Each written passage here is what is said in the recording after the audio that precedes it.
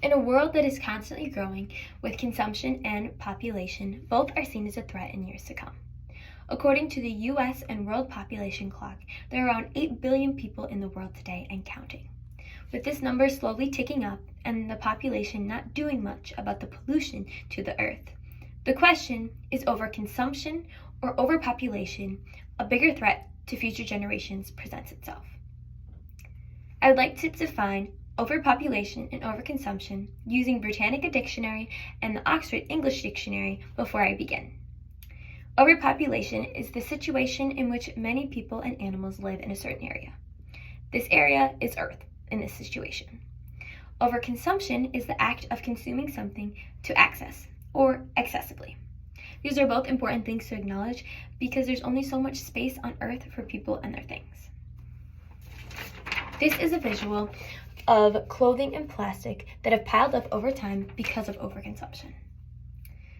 Overconsumption is a bigger threat than overpopulation because with one person comes an additional countless items attached with them. One fact that supports this is consumption is growing at a faster rate than population. Additionally, some main contributors to overconsumption are plastic water bottles and the clothing industry. Many think that consumption has gone up because population has gone up.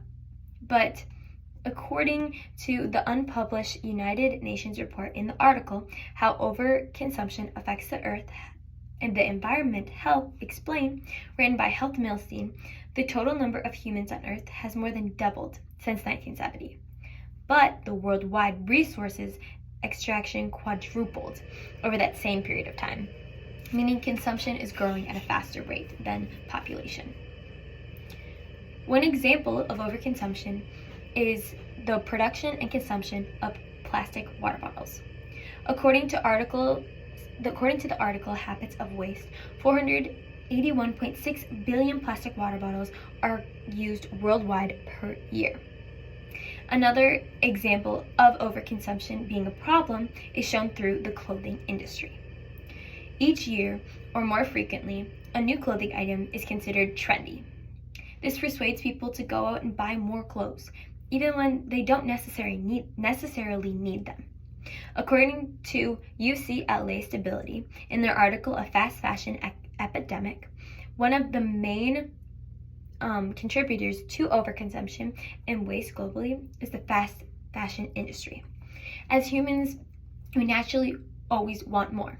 Nothing is quite enough, and that is that idea of fast fashion. This brings us to some solutions to overconsumption.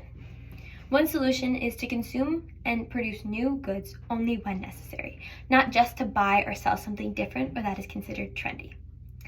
This means to purchase more items that are considered necessary and less of items that cause clutter or are unnecessary.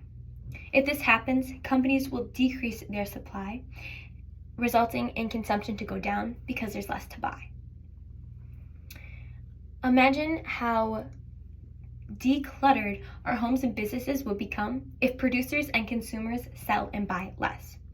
There would no longer be a line of products at the checkouts just trying to convince us to buy more on our way out. Our homes would become less cluttered of pens, gadgets, and one-use items that end up being thrown in a junk drawer when company comes over. This vision of less clutter and more space could become the world's reality in overall decreased consumption. To conclude, people need to stop buying things just to buy, and instead think about their impact that their impulsive buy may have on the world. Seth Milstein suggests that using reusable containers and products. So instead of buying a case of plastic water bottles, go out and buy yourself a reusable water bottle. In another scenario, instead of buying the newest shoe or clothing item, go thrifting. This will help reuse and recycle donated clothing. Overall, overconsumption is a bigger problem than overpopulation and needs to be addressed before it starts to hinder our day-to-day lives if it hasn't already.